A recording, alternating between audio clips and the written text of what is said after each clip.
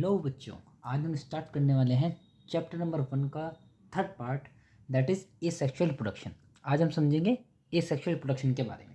ठीक है, तो देखो बेटो, आपका फर्स्ट पॉइंट क्या कहता है? सिंगल इंडिविजुअल, यानी कि पेरेंट की बात हो रही है। ब्रैकेट में मैं लिखा पेरेंट, ये single individual is capable of producing offspring. इस लाइन का मतलब क्या हुआ कि ए सेक्शुअल रिप्रोडक्शन के अंदर एक सिंगल पेरेंट कैपेबल होता है कि वो अपने ऑफस्प्रिंग को प्रोड्यूस कर सके।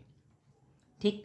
The second, of spring produced are identical to each other and exact copies of their parent. बहुत ही इंपॉर्टेंट पॉइंट है समझने के लिए। ये क्या कह रहा है कि जो ऑफ स्प्रिंग प्रोड्यूस्ड होते हैं as a result of asexual production, यानी कि ए सेक्शुअल रिप्रोडक्शन के थ्रू जो प्रोजेनिस डेवलप होती हैं, जो ऑफ स्प्रिंग्स प्रोड्यूस होते हैं, वो बिल्कुल अपने पेरेंट की एग्जैक्ट कॉपीज होती हैं।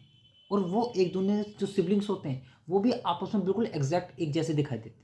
और इस कंडीशन को डिनोट करने के लिए हम एक टर्म यूज़ करते हैं, दैट इज़ क्लोन। तो बेटा इसको तो याद कर लेना, ये काफ़ी बार पूछा जाता है कि what do you mean by clone. ठीक, तो आपको क्या कहोगे? Clone is the term which is use to describe morphological and genetical similar individuals.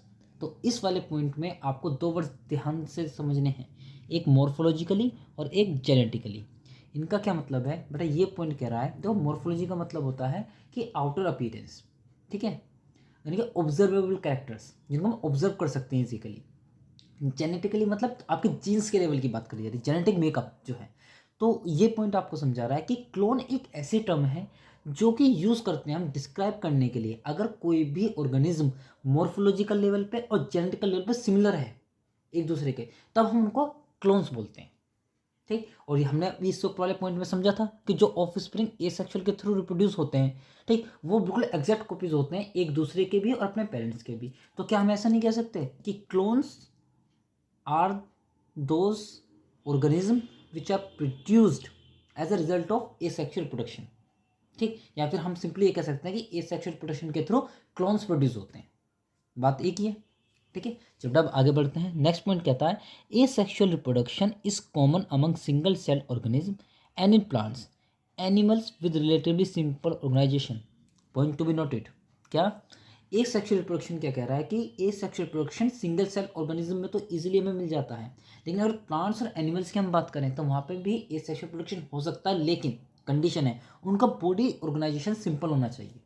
Plants और एनिमल्स में भी देखने के लिए मिलेगा एसेक्सुअल प्रोडक्शन, लेकिन किन में? जिनका बॉडी ऑर्गेनाइजेशन सिंपल है, कॉम्प्लेक्स नहीं है। बेटा हम ह्यूमन बींग्स हो गए, एनिमल्स हो गए, इनका बहुत कॉम्प्लेक्स स्ट्रक्चर होता है। ठीक है, अब आगे बढ़ते हैं बेटा। आगे देखो आपका नेक्स्ट पॉइंट क्या कह रहा है। In protist and monerans parent cell divide by mitosis into two to give rise to two new individuals. ठीक है, पहले मैं आपको बताता हूँ ये पॉइंट आपसे क्या कहना चाहता है। ये पॉइंट आपसे कहना चाहता है कि प्रोटिस्टा के अंदर और मोनरा के अंदर, ठीक, जो पेरेंट सेल होता है वो माइटोसिस के थ्रू डिवाइड हो जाता है और दो डॉटर सेल्स में कन्वर्ट हो जाता है। ठीक, अब आपके माइंड मारोगे ये प्रोटिस्ट और मोनरेंस क्या है, तो बेटा इसके लिए आपको एक साल पीछे जाना होगा। ठीक, यानी कि आपको क्लास 11th के चैप्टर नंबर 2 में जाना होगा, दैट इज़ बायोलॉजिकल क्लासिफिकेशन। उसमें हमने समझा था कि पूरे यूनिवर्स में, पूरी अर्थ पे जितने भी लिविंग बींग्स हैं उनको स्टडी करने के लिए, उनकी स्टडी को कन्वीनियंट बनाने के लिए हमने क्या किया, सबको डिवाइड कर दिया इन डिफरेंट ग्रुप्स। तो मेनली आप 5 ग्रुप्स पढ़ते हो उसमें, Monera, protista, fungi, Plantae and animalia. तो उनमें से 2 ग्रुप आते हैं आपके स्टार्टिंग में जो मैंने बताया, प्रोटिस्टा एंड मोनेरा। तो प्रोटिस्टा ग्रुप के अंदर आने वाले ऑर्गेनिज्म को हमने क्या बोल दिया, प्रोटिस्ट्स, एंड मोनरल्स ग्रुप में आने के लिए हमने क्या बोल दिया, मोनरल्स।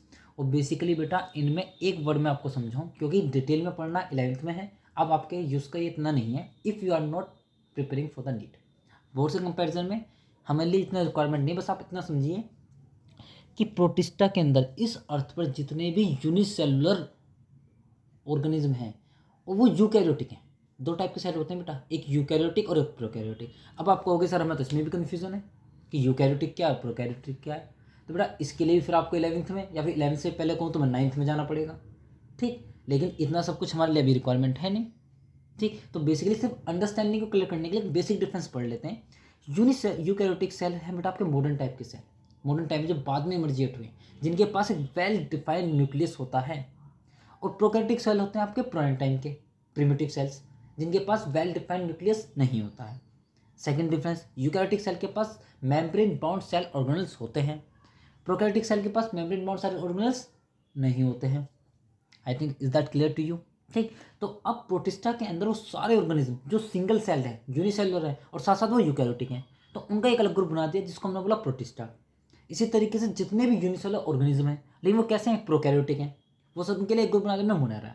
और ये पॉइंट क्या कह रहा है कि प्रोटिस्टा और मोनेरा के अंदर जितने भी ऑर्गेनिज्म हैं वो माइटोसिस के थ्रू डिवाइड होंगे और अपने न्यू डॉटर सेल्स को प्रोड्यूस करेंगे।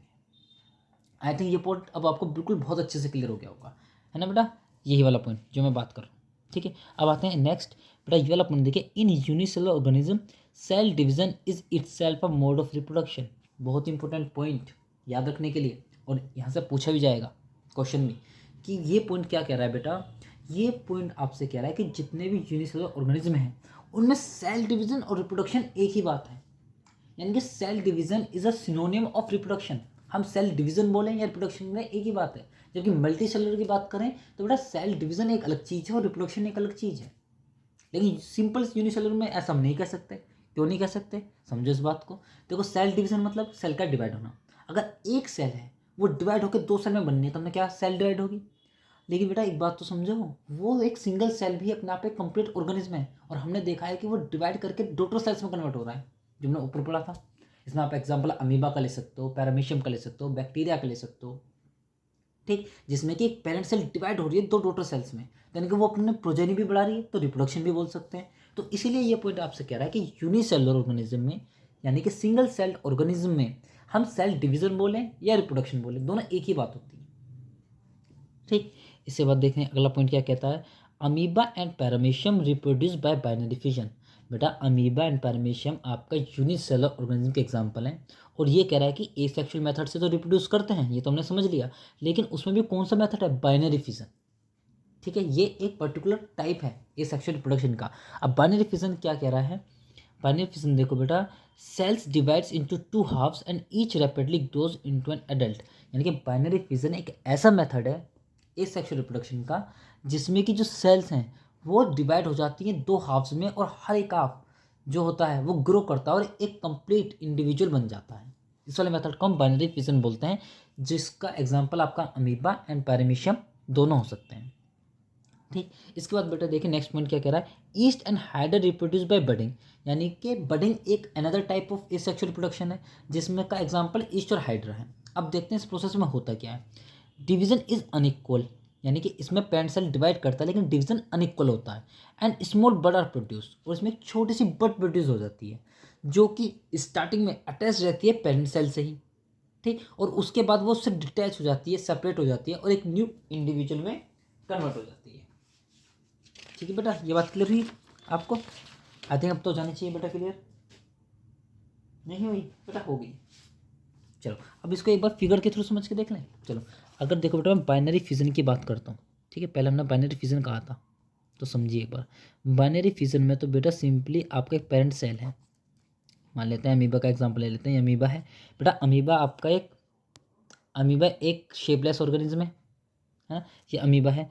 तो बेटा इसका किस तरीके से होगा, पहले इसका न्यूक्लियस है वो डिवाइड आपका थिकन्स, डिवाइड होने में स्टार्ट कर लेगा।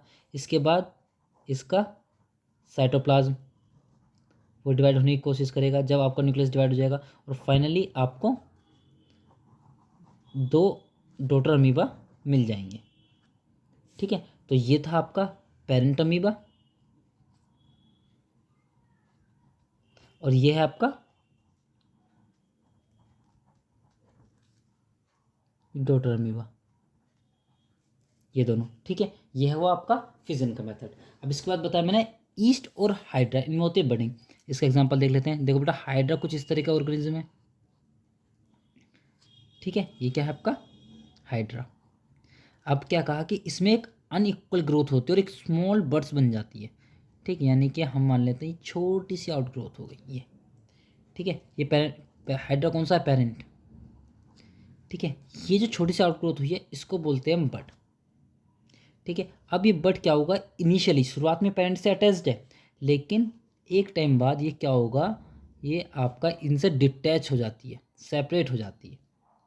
ठीक, और सेपरेट होने के बाद जब बेटा इसको एक प्रॉपर कंडीशन मिलेगी, ये तो पेरेंट हाइड्रा आपका चल ही रहा है, लेकिन जब ये वाली बर्ड आपकी एक प्रॉपर प्लेस पर जाएगी और यहाँ पे आने के बाद ये फाइनली ग्रो कर जाएगी एज एन इंडिविजुअल में, यानी कि एक आपका पेरेंट हाइड्रा तो चल ही रहा था, इसके बाद आपको एक मैच्योर होने के बाद एक और हाइड्रा मिल गया। ठीक, तो यानी कि ये आपका हुआ डॉटर हाइड्रा।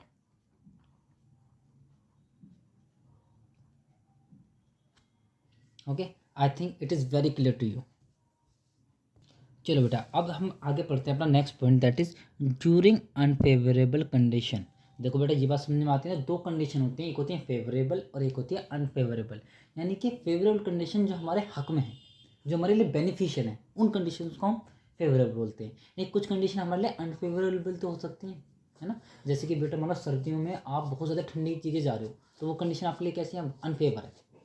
ठीक है, यानी कि आप रेगिस्तान में पहुंच गए बेटा गर्मियों के समय में। ठीक, वहाँ पे आपको बहुत ज़्यादा गर्मी लगेगी, बहुत ज़्यादा टेम्परेचर होगा, तो वहाँ कंडीशन आपके लिए अच्छी नहीं है, आपको पानी नहीं मिलेगा दूर दूर तक, तो वो कहलाएंगे अनफेवरेबल कंडीशन।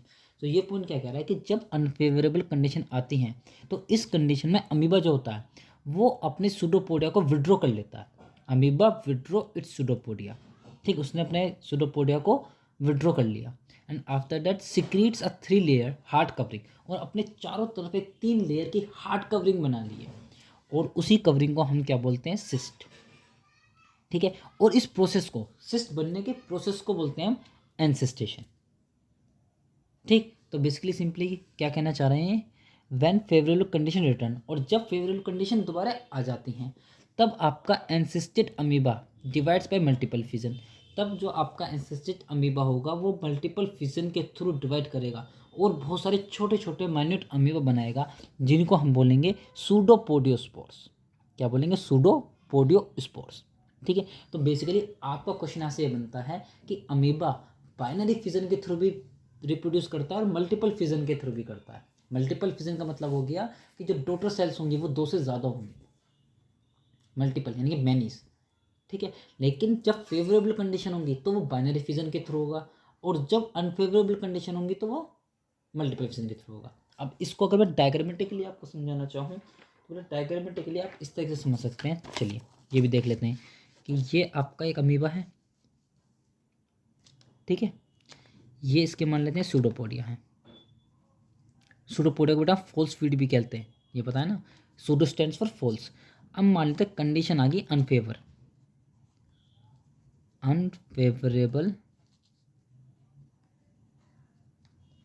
Unfavourable condition.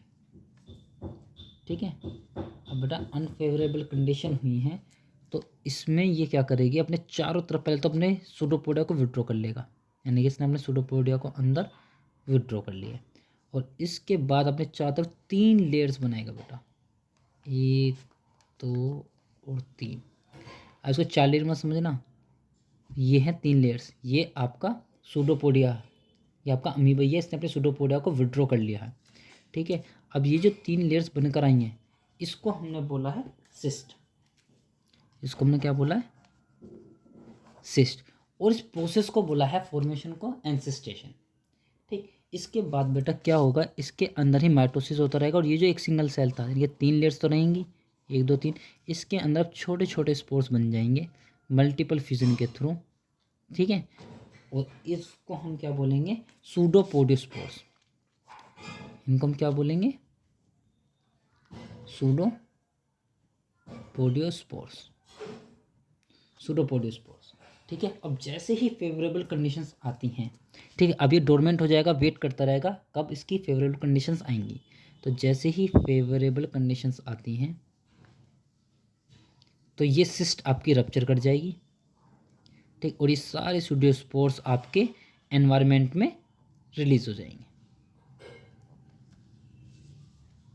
ठीक, क्लियर बेटा ये वाली बात। हाँ, तो इसी को हम कह रहे हैं मल्टीपल फिजन, क्योंकि आपके बहुत सारे मेंबर्स बनने हैं। ठीक है, मैनी डॉटर अमीबा।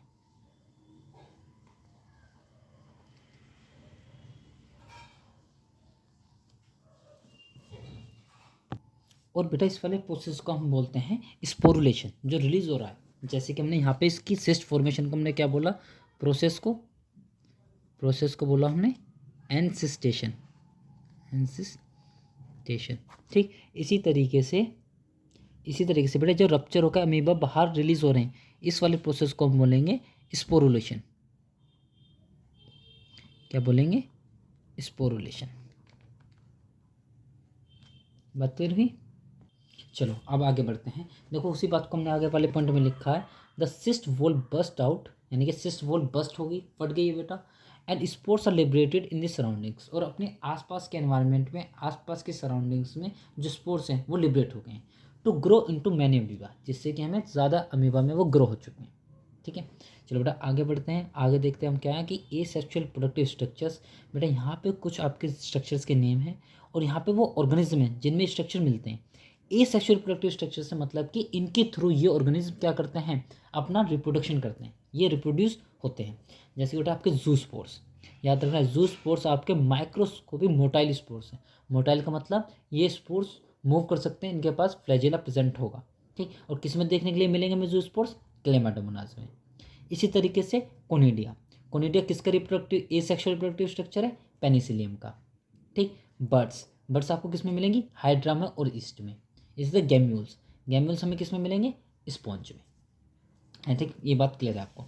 ठीक है, नेक्स्ट पॉइंट पढ़ते हैं। देखो बेटा, in animals and simple organism asexual term is used, यानी कि अगर हम एनिमल्स और सिंपल ऑर्गेनिज्म की बात करें तो हम ए सेक्शुअल वर्ड यूज़ कर लेते हैं कि ए सेक्शुअल रिप्रोडक्शन। ठीक, लेकिन जब बात आती है प्लांट्स की तो ए सेक्शुअल कंडीशन को डिनोट करने के लिए प्लांट्स में हम एक अलग टर्म यूज़ कर लेते हैं, और बेटा जी उस टर्म को हम बोलते हैं वेजिटेटिव रिप्रोडक्शन।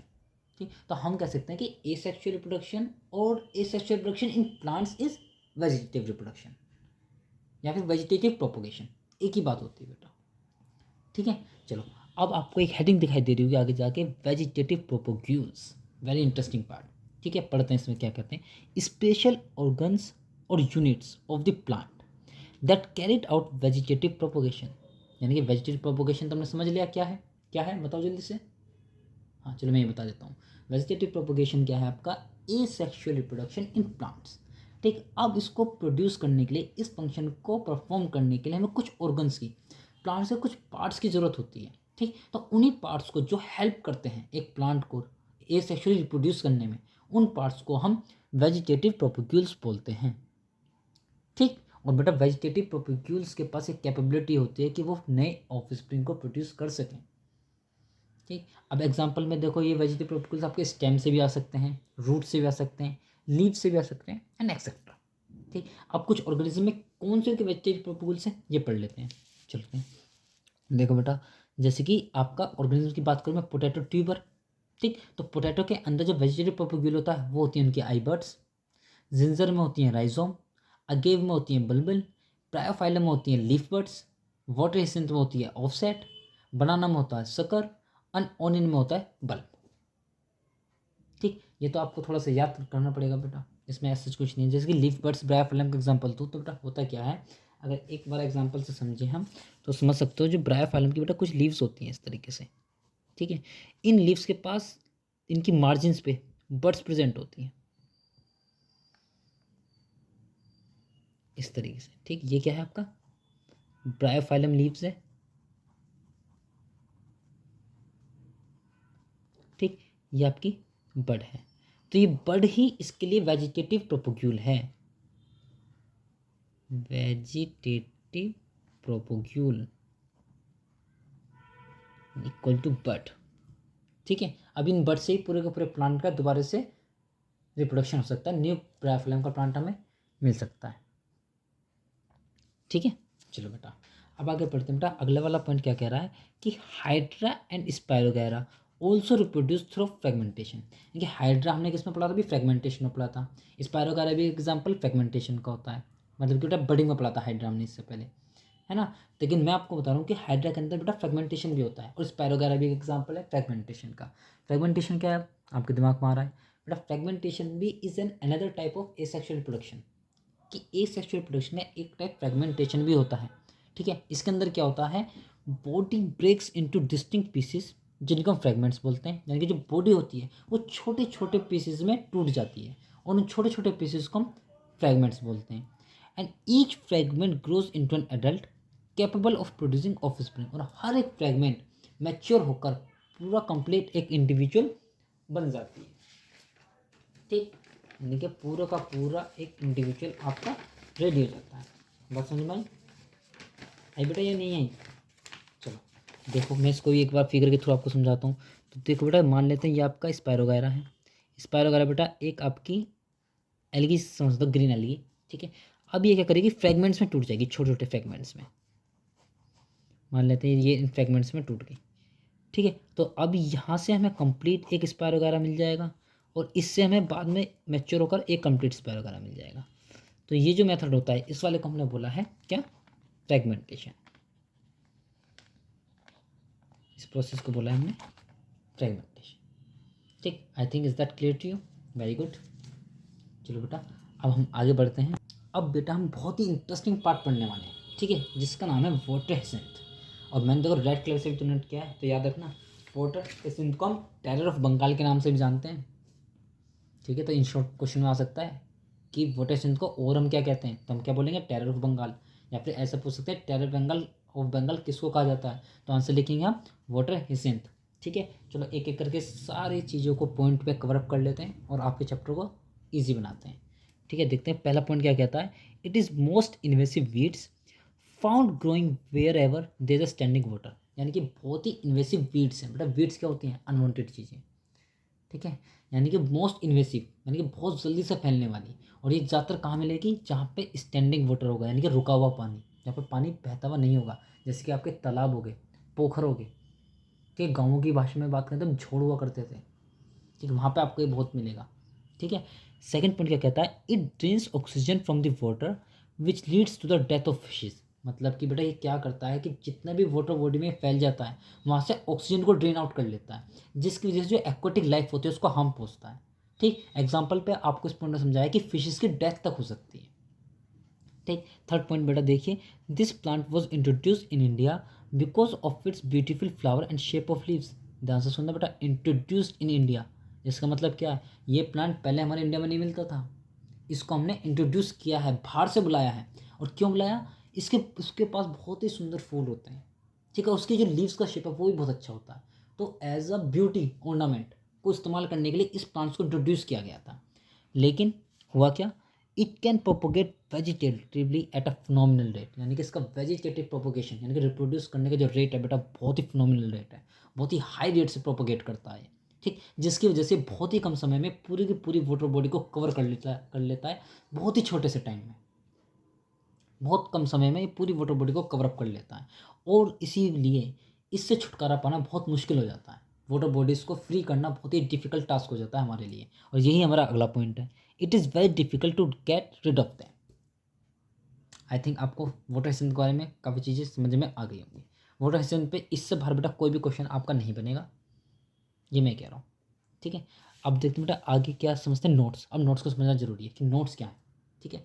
ध्यान रखना बेटा, नोट्स की डेफिनेशन में मैंने जो लिखा क्या लिखा है, point on stem where buds leaves branches originate. यानी कि स्टेम पर वो पॉइंट जिस पॉइंट से कोई भी बर्ड, कोई लीव्स या कोई ब्रांचेस इमर्जेट हो रही हैं, उसको हम क्या बोल रहे हैं, नोट्स, ठीक। अब होता क्या है, nodes came in contact with damp soil और water, they produce roots and new plants. यानी कि जब भी बर्ड्स आपका डैम्प सोइल, नमी वाली सोइल में आकर कॉन्टैक्ट में आएगी, उसको पानी मिलेगा, यानी कि कह सकते हैं उसको अप्रोप्रिएट कंडीशंस मिल जाएंगी, तो उन नोट्स से ही आपकी रूट्स डेवलप हो जाती हैं और धीरे धीरे बेटा वो पूरा एक न्यू प्लांट में कन्वर्ट हो सकता है, ठीक। तो हम कह सकते हैं कि nodes are the initiator of producing new plants, ठीक। इसके बाद बेटा देखो नेक्स्ट पॉइंट क्या करा है, adventitious birds arise from the notches present at the margin of leaves of Bryophyllum. बेटा ये चीज़ हम अभी पढ़ चुके हैं, ठीक। ब्रायोफाइलम वाला एग्जांपल मैंने आपको दिया था, ये पॉइंट सिंपल सेम डिक्टो वही बातें बता रहा है कि जो उसकी लीव्स होती हैं ब्रायोफाइलम की, उनकी नोचेस पर, मार्जिन पर, ठीक है, बर्ड्स प्रेजेंट होती हैं, उनको हम एडवेंटिशियस बर्ड्स बोल रहे हैं, ठीक है। और इसके बारे में जो एक एनसीईआरटी क्या बोलती है कि this ability is fully exploited bye Gardner's and farmers for commercial propagation of plants. यानी कि अगर हमें ब्रायोफाइलम का कमर्शियल लेवल पे प्रोपोगेशन करना है, बहुत हाई लार्ज स्केल पे, तब इसी टेक्निक को, इन्हीं बर्ड्स का यूज़ कर कर उनको, ये टेक्निक गार्डनर्स और फार्मर्स के द्वारा बहुत ज़्यादा यूज़ करी जाती है, ठीक। बट आई थिंक आपको अभी ये बात समझ में आ रही है। हम लोग, मैं जानता हूँ कि आज की वीडियो थोड़ी लास्ट 2 वीडियो से थोड़ी लंबी हो रही है, लेकिन कोई बात नहीं, धीरे धीरे हम अपना ऐसे स्टेमिना बढ़ाते रहेंगे और आपका सिलेबस जल्दी से जल्दी कवर अप करने की कोशिश करेंगे। अगला पॉइंट देखते हैं बेटा क्या कह रहे हैं कि asexual reproduction found in organism having relatively simple organisation like algae and fungi. मतलब ए सेक्शुअल रिप्रोडक्शन ज़्यादातर जिन ऑर्गेनिज्म में मिलेगा उनका बॉडी ऑर्गेनाइजेशन सिंपल होगा, जैसे कि एल्गी या fungi. And this shift to sexual mode before the onset of adverse condition, but वो आपके सेक्शुअल मोड में भी कन्वर्ट हो सकते हैं, शिफ्ट कर सकते हैं अपने मोड को, ठीक, before the onset of adverse condition. मतलब कि एडवर्स कंडीशन खतरनाक उनके फेवर में जो नहीं है, यानी कि अनफेवरेबल कंडीशन, उनके आने की वजह से